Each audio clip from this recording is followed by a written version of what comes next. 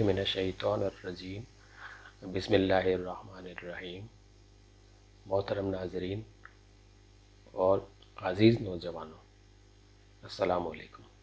इस वीडियो में हम अल्लामा इकबाल रहमतुल्लाह अलैहि की नज़्म ला इलाहा इल्लल्लाह जो कि ज़रबी कलीम में मौजूद है उसके बारे में कुछ समझने की कोशिश करेंगे। इसका पहला शेर है, खुदी का सिर्र निहा ला इलाहा इल्लल्लाह, खुदी है तेग फसां ला इलाहा इल्लल्लाह। अब इसमें सबसे पहले लफ्ज़ आता है खुदी। खुदी के मायने हैं अपने आप को पहचानना, अपने आप को समझना, अपनी छुपी हुई सलाहियतों का इदराक करना और बेहतर आमाल सरअंजाम देना। इसके बाद दूसरा मुश्किल लफ्ज़ है सिर। सिर के मायने हैं राज, और फिर निहा। निहा के मायने हैं छुपा हुआ। सिर्र निहा के मायने होंगे छुपा हुआ राज। ला इलाहा इल्लल्लाह हम सब जानते हैं। ला इलाहा के मायने है कि नहीं कोई इबादत के लायक इल्लल्लाह सिवाय अल्लाह के, या कोई भी हमारा माबूद नहीं है जिसकी हम इताअत करें, सिर्फ अल्लाह हमारा माबूद है। फिर एक और लफ्ज़ तेग तलवार और फसां ढाल। तलवार के हमले को रोकने के लिए जो चीज़ यूज़ होती है उसे ढाल कहते हैं। अब इस तरह से अगर इन मायनों के सामने रखने के बाद हम इस शेर को समझते हैं तो इसके मायने होंगे कि खुदी यानी अपने आप को पहचानने का जो राज है, छुपा हुआ राज है, वो ला इलाहा इल्लल्लाह में है। यानी आपकी अपनी छुपी हुई सलाहियतों को अगर आप बरोएकाल लाना चाहते हो, आप उन्हें इस्तेमाल करना चाहते हो और उसे इस्तेमाल करते हुए आप नेक अमाल करना चाहते हो, तो फिर आपको ला इलाहा इल्लल्लाह पर अमल करना होगा। खुदी अपने आप को पहचानना, तो आपने ला इलाहा पर अमल करना है कि आप पूरी कायनात में किसी को भी माबूद मानने से इनकार कर देते हो, तो फिर आपका अपना रुतबा बड़ा हो जाता है, क्योंकि अब आपके मुकाबले में कोई नहीं है। मगर जब आप कहते हो इल्लल्लाह मगर अल्लाह, तो वहाँ पर आप नीचे आ जाते हो और अल्लाह ताला का मकाम बड़ा हो जाता है। दूसरे मायनों में समझ लीजिए कि अब सबसे बड़ा अल्लाह है और आप उसके बंदे होने के नाते हर किसी चीज़ से जो कायनात में मौजूद है बड़े हैं। अब आप किसी को अपने से बड़ा नहीं मानते हो, सिर्फ आप अल्लाह ताला को मानते हो। इससे क्या फ़र्क पड़ता है कि आप हर किसी के सामने झुकने से बच जाते हो, आप हर किसी की इताअत करने से बच जाते हो, और आप अब सिर्फ एक अल्लाह की इताअत कर रहे हो। उसके अलावा कोई भी नहीं है इस कायनात में जिसकी आप इताअत करो, या जिसके अहकामात आप मानो, या जिसके अहकामात पर आप अमल करो।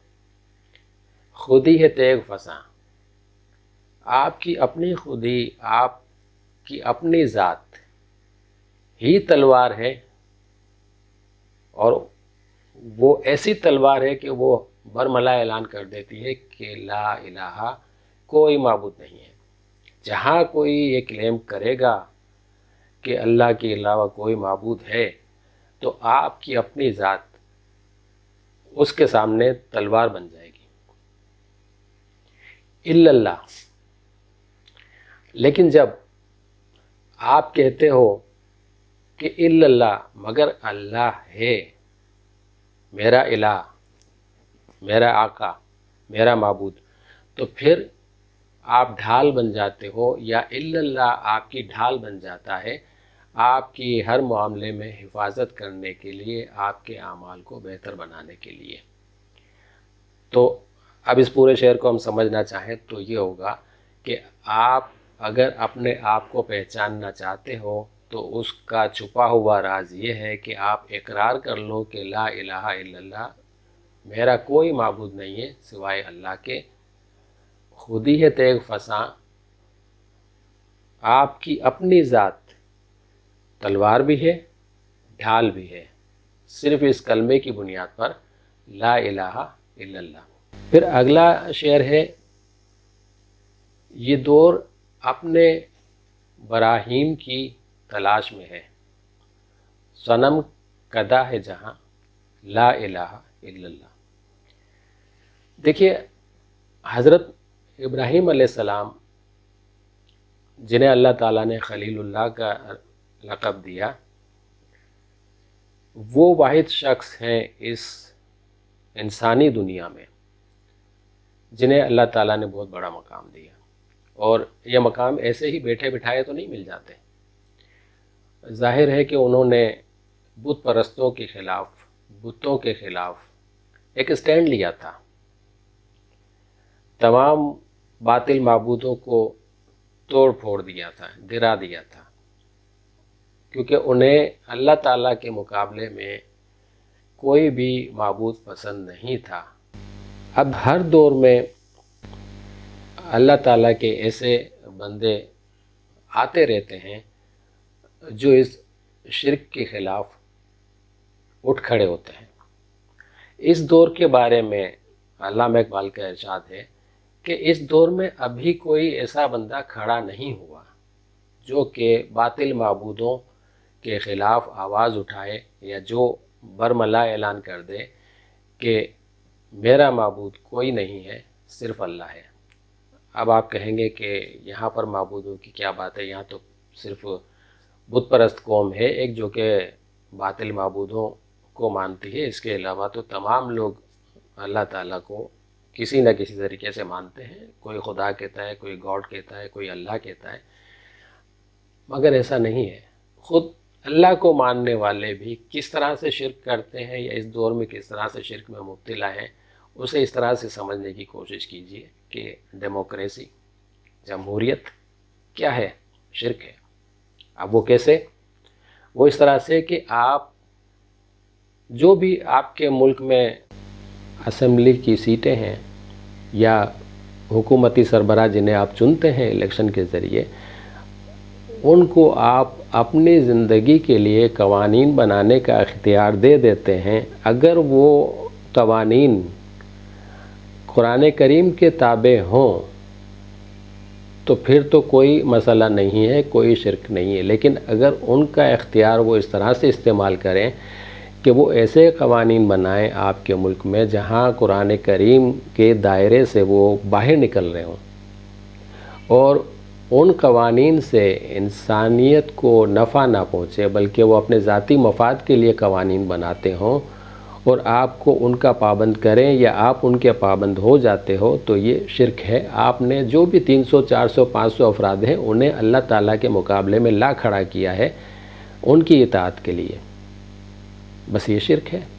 تو یہاں اس بات کا خیال رکھیے کہ ڈیموکریسی جو کہ ویسٹرن ڈیموکریسی ہے، میں اسلامک ڈیموکریسی کو خراب نہیں کہہ رہا ہے، اسلامک ڈیموکریسی میں جو حضور علیہ السلام اور ان کے رفقا رضی اللہ تعالیٰ عنہم اجمعین انہوں نے ہمیں دیا تھا، وہ صحیح معنوں میں اسلامک ڈیموکریسی تھی کہ پوری قوم اپنا ایک نمائندہ منتخب کرتی ہے، اسے سربراہ مملکت چنتی ہے، اور باقی جتنی بھی حکومتی مشینری ہوتی ہے وہ اس کے تابع کام کر رہی ہوتی ہے ٹو اسسٹ ہم۔ کبھی بھی کوئی مسئلہ ہو تو جواب دہ وہی سربراہ ہوگا جسے عوام نے چنا ہے، اور اس سربراہ کے لیے لازمی ہوگا کہ وہ اللہ تعالیٰ کے علاوہ کسی کی اطاعت نہیں کرے گا، اور عوام کو بھی اسی کا حکم دے گا۔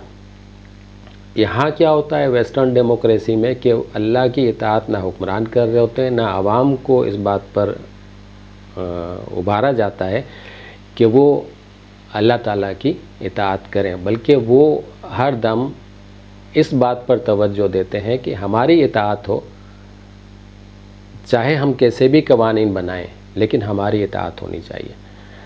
تو दौर जो है, कोई भी दौर हो, वो एक ऐसे शख्स की तलाश में होता है जो उठ खड़ा हो इन बातिल माबूदों के ख़िलाफ़ और एक अल्लाह की इताअत का ऐलान कर दे।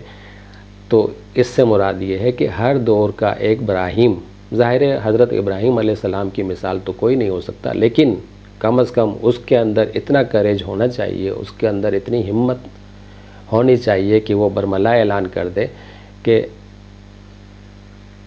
दूसरे माबूद मेरे लिए काबिल कबूल नहीं है, मैं सिर्फ़ अल्लाह ताला की इताअत करूँगा, किसी और का हुक्म नहीं मानूँगा। सनम कदा है जहाँ ला इलाहा इल्लल्लाह। वो कह रहे हैं कि ये तो पूरी दुनिया जो मेरे इर्द गिर्द इस वक्त मौजूद है वो तो एक सनम कदा है। सनम बुत को कहते हैं, कदा खाने को कहते हैं, उस जगह को जहाँ पे सनम रखे हों। सनम कदा है जहाँ ला इलाहा इल्लल्लाह। ये तो पूरी दुनिया जो है वो बुतों का मस्कन है। पूरी दुनिया में बुत फैले हुए हैं, रखे हुए हैं और बुतों की पूजा हर तरफ हो रही है। यहाँ तो कोई इब्राहीम जैसा है ही नहीं जो इन बुतों को ख़त्म करे, बल्कि सब के सब बुतों के पुजारी हैं। अब मुसलमानों से मुखातिब होकर कह रहे हैं, किया है तूने मताए गुरूर का ज़ोदा, फ़रेब सूद ज़ियाँ ला इलाहा इल्लल्लाह। मता पूंजी को कहते हैं, जमा शुदा ख़जाने को कहते हैं, गुरूर धोखे को कहते हैं, और सौदा बिज़नेस, परचेजिंग। फ़रेब, अगेन फ़रेब के मायने धोखा है, और सूद व ज़ियाँ, सूद कहते हैं नफ़े को और ज़ियाँ कहते हैं नुकसान को। फ़रेब सूद व ज़ियाँ, नफ़े नुकसान का धोखा। किया है तूने मताए गुरूर का सौदा, तूने वो बिज़नेस किया है जिसमें तुझे 100% नुकसान है, 100% लॉस है। क्यों? तूने अल्लाह ताला की इताअत को छोड़ा और बंदों की महकूमियत इख्तियार कर ली, बंदों की इताअत इख्तियार कर ली। तो यहाँ तूने बिल्कुल 100% लॉस का सौदा किया है। फ़रेब सूद व ज़ियाँ, और तूने तो एक धोखा खाया है नफ़े नुकसान का, बस इसी तरह से कि कहीं तुझे नुकसान नज़र आता है, कहीं नफ़ा नज़र आता है। हालांकि नुकसान जहाँ नज़र आता है वहाँ नुकसान नहीं होता, यानी अल्लाह ताला की इताअत, और जहाँ तुझे नफ़ा नज़र आता है यानी बंदों की इताअत, वहाँ दरअसल नफ़ा नहीं होता। तो अब इस कलमे पर आ जा, ला इलाहा इल्लल्लाह, ऐलान कर दे कि मैं किसी की इताअत नहीं करूँगा सिवाय अल्लाह के। ये माल दौलत दुनिया, ये रिश्ता व पैबंद, बुताने वहम गुमा ला इलाहा इल्लल्लाह। माल और दौलत दुनिया हम आम लफ्ज़ों में इस्तेमाल करते हैं। जो कुछ भी हम माल और दौलत कमाने के लिए सुबह से रात तक भाग दौड़ करते हैं, सही गलत रास्ते इख्तियार करते हैं, झूठ सच के रास्ते इख्तियार करते हैं, मिलावट करते हैं, कम तोलते हैं, सिर्फ़ इसलिए कि दुनिया का माल और दौलत मेरे पास ज़्यादा से ज़्यादा आ जाए। रिश्ता व पैबंद, रिश्तेदारियाँ, ताल्लुकात, पैबंद उन ताल्लुकात को जोड़ने के लिए वसीले वास्ते जो हम इख्तियार करते हैं कि किसी तरह से फ़लाँ से मेरा रिश्ता जुड़ जाए, किसी तरह से फ़लाँ से मेरा रिश्ता जुड़ जाए, ताकि उसे जो मफाद हासिल है वो अब मुझे भी हासिल होने शुरू हो जाए। बुताने वहम गुमा, बुत की जमा प्लूरल बुतान, और वहम गुमा, वहम सोच, हमारा अपना एक सोच होती है कि ये चीज़ फ़लाँ चीज़ ऐसी है मगर वैसी होती नहीं है। तो ये एक वहम गुमान हमारा होता है, सोच होती है, तख़य्युल होता है। इसके मायने ये हैं। ये माल और दौलत दुनिया, इस दुनिया का माल, दौलत, रिश्तेदारियाँ निभाने के तौर तरीके, रिश्तेदारियाँ बनाने के तौर तरीके, कहते हैं कि ये सारी की सारी चीज़ें जो है तेरे अपने वहम और तेरी अपनी सोच के बुत हैं। इन बुतों को गिरा दे और कह दे ला इलाहा इल्लल्लाह, کہ جہاں اللہ تعالیٰ کی اطاعت میں فرق پڑتا ہو ویسا مال و دولت مجھے نہیں چاہیے، جہاں اللہ تعالیٰ کی اطاعت میں فرق پڑتا ہو ایسے رشتہ دار مجھے نہیں چاہیے، ایسے لوگوں سے مجھے تعلق پیدا نہیں کرنا جو مجھے کسی بھی طریقے سے اللہ تعالیٰ کی اطاعت سے روک دیں۔ تو اللہ تعالیٰ کی اطاعت کا پہلا اصول کہ دنیا کے مال و دولت سے دور بھاگو۔ اب یہ مال و دولت جائز طریقے سے کمانے کی بات نہیں ہو رہی، ناجائز طریقے سے کمانے کی بات ہو رہی ہے۔ جائز طریقے سے آپ پوری محنت کریں، جتنا زیادہ کما سکتے ہیں کمائیں، خوب محنت کریں، لیکن ناجائز طریقہ استعمال نہ ہو۔ اور رشتہ داریاں آپ نبھائیں، بالکل اپنے رشتہ داروں سے تعلقات قائم کریں، ان کے ساتھ اٹھنا بیٹھنا ملنا جلنا رکھیں، مگر جہاں آپ کی رشتہ داری اللہ تعالیٰ کی اطاعت میں رکاوٹ بنے وہاں بہتر ہے کہ آپ دوری اختیار کر لیں، کیونکہ یہاں ایک طرح سے آپ کے تخیل میں آپ کے ذہن میں بت پرستی آ گئی۔ کہہ دیجئے لا الہ الا اللہ۔ خیرت ہوئی ہے زمان و مکاں کی زناری، نہ ہے زمان نہ مکاں لا الہ الا اللہ۔ خیرت کے معنی ہوتے ہیں عقل، فکر، سوچ۔ زمان کہتے ہیں زمانے کو، اس زمانے کو جس میں آپ رہ رہے ہوں، جیسے آپ کہتے ہیں ٹینسز جو آپ انگریزی میں سیکھتے ہیں، پاسٹ، پریزنٹ، فیوچر، یہ زمانے ہیں، یہی معنی ہیں یہاں زمان سے۔ اور مکان، پلیس۔ اور اگر ان دونوں کو ملا کر آپ سمجھیں زمان و مکان، اور انگلش میں اس کے معنی کرنا چاہیں تو یہ ہوں گے، اگر انگلش میں اس کے معنی کرنا چاہیں تو یہ ہوں گے زمان و مکان، ٹائم اینڈ اسپیس۔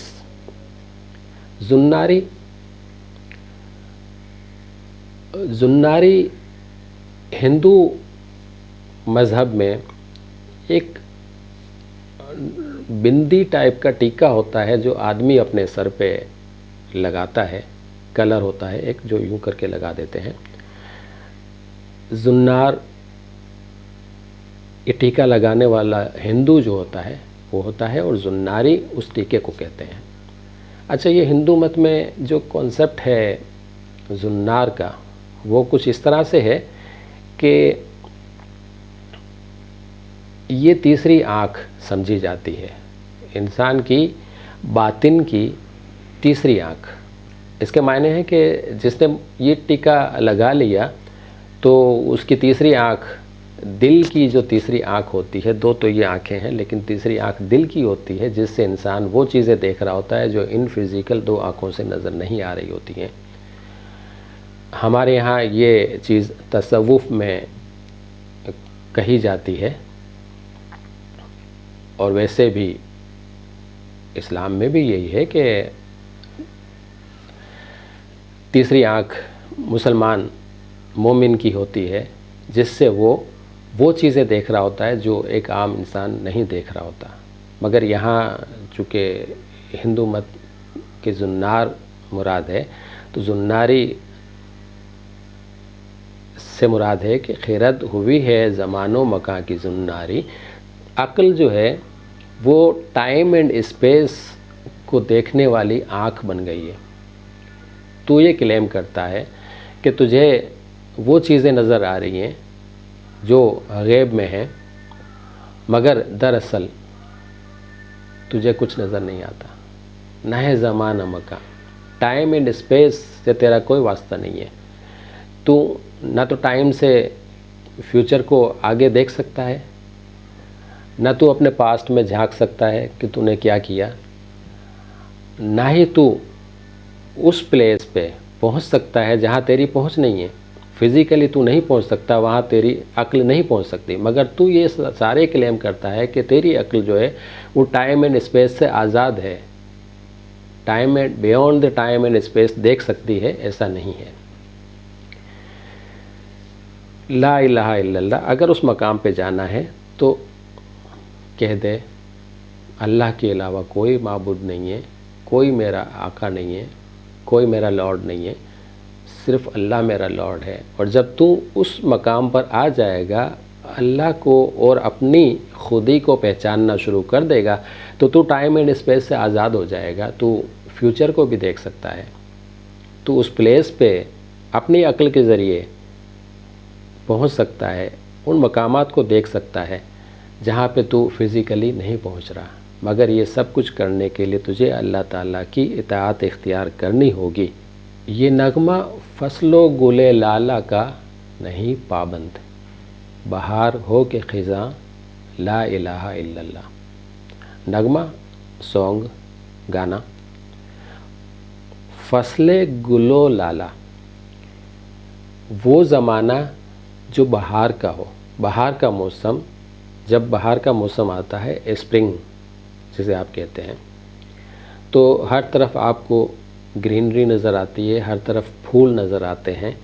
تو ظاہر ہے کہ ایک انسانی نیچر ہے کہ جب بہار کا موسم آتا ہے تو بڑا خوش ہو کے اور خوشی کے نغمے گاتا ہے. مگر جب خزاں کا موسم آتا ہے، آٹم، تو وہ اداس ہو جاتا ہے.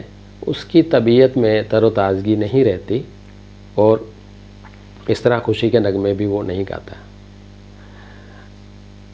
بہار ہو کے خزاں کہہ رہے ہیں کہ یہ نغمہ جو ہے نا، لا الہ الا اللہ، یہ ایسا نہیں ہے کہ صرف بہار کے موسم میں بولا جائے، گایا جائے، بلکہ بہار ہو یا خزاں، اس نغمے کو تو ہر طرف ہر وقت گانا ہے، سنگ کرنا ہے، اس کا اقرار کرنا ہے. اب دوسرے معنوں میں لے جائیے جہاں علامہ اقبال اس کو سمجھانا چاہتے ہیں کہ بہار ہو کے خزاں ایسا نہیں ہے کہ حالات مسلمانوں کے موافق ہوں، اسلام پھیلا ہوا ہو، مسلمان طاقتور ہوں تو مسلمان جو ہے وہ لا الہ الا اللہ کہنا شروع کر دیں. لیکن جب دیکھیں کہ حالات ہمارے خلاف جا رہے ہیں اور دوسری قومیں طاقتور ہیں تو پھر وہ دب کے بیٹھ جائیں، اب جی ہمارے لیے تو کوئی ایسے حالات ہی نہیں ہے کہ ہم اس کلمے کا اقرار کر سکیں یا اللہ کی اطاعت کر سکیں. ہم مجبور ہیں، ہمیں ان کے احکامات ماننے ہیں، وہ سپر پاور ہیں. اگر ان کی بات نہیں مانیں گے تو وہ تو جنگ شروع کر دیں گے، اور اس جنگ میں تو ظاہر ہے کہ ہمارا تو کوئی طاقت ہی نہیں ہے ہمارے پاس. تو ہم تو ختم ہو جائیں گے، ایک پل میں وہ ہمیں ختم کر دیں گے. تو وہ کہہ رہے ہیں کہ نہیں، ایسا نہیں ہے. تم چاہے کیسے بھی حالات ہوں، تمہارے حق میں ہوں یا تمہارے خلاف ہوں، تمہیں اس کلمے کا اقرار کرنا ہے، اللہ تعالیٰ کی اطاعت کا اقرار کرنا ہے اور ہر کسی کی اطاعت سے انکار کرنا ہے. اگرچہ بت ہیں جماعت کی آستینوں میں، مجھے ہے حکم ازاں لا الہ الا اللہ. جماعت، قوم، پوری مسلم امہ کا حوالہ دے رہے ہیں.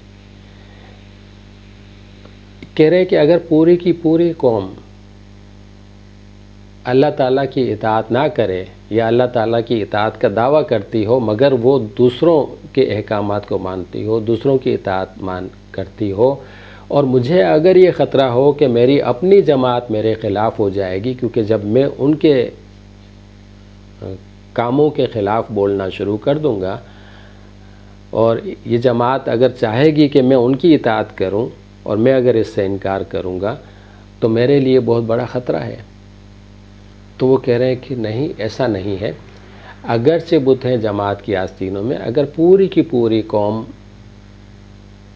بت پرست ہو جائے، یعنی اللہ تعالیٰ کی اطاعت کو چھوڑ کر کسی اور کی اطاعت کرنا شروع کر دے، چاہے وہ کوئی سربراہ ہو، چاہے وہ کوئی سیاسی رہنما ہو، چاہے وہ کوئی اپنے گھر کا بڑا ہو، چاہے وہ بحیثیت ملک کوئی بڑا ملک ہو جو آپ سے زیادہ طاقتور ہو، آپ کے ملک سے زیادہ طاقتور ہو، ایسی کوئی بھی سچویشن ہو، مجھے حکم ازاں ہے، مجھے لا الہ الا اللہ کہنے کا حکم ہے. میں اس کے علاوہ کچھ اور کہہ ہی نہیں سکتا اور نہ کسی پہ عمل کر سکتا ہوں. لہٰذا اے نوجوانوں، کوشش کرو کہ اپنی زندگی کو اللہ تعالیٰ کے احکامات کے تابع کر لو اور صرف اللہ کی اطاعت، اس کی کتاب قرآن کریم کو پڑھنا، سمجھنا، اس کے اوپر عمل کرنا اور حضور علیہ الصلوۃ والسلام کی اطاعت، صحابہ کرام رضوان اللہ تعالی علیہم اجمعین کی اتباع،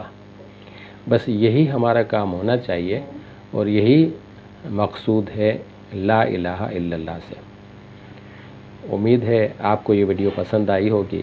اگر پسند آئی ہے تو ضرور اس چینل پر دوبارہ آئیے اور مزید اس طرح کی ویڈیوز دیکھیے۔ اللہ تعالی ہم سب کا حامی و ناصر ہو۔ اسلام زندہ باد، پاکستان پائندہ باد۔